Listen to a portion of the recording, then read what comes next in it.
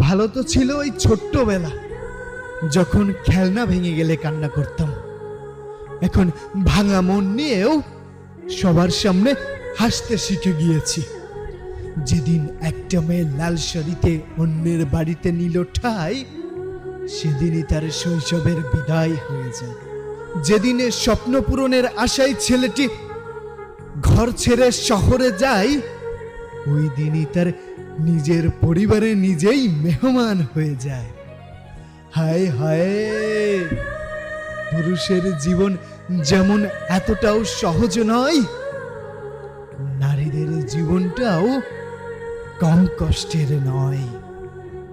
জীবন তো এমনিই কেটে যায়, দুঃখ দুর্দশা আর অবহেলা পেতে পেতেই জীবনের সবচেয়ে গুরুত্বপূর্ণ সময়গুলোই কেটে যায়।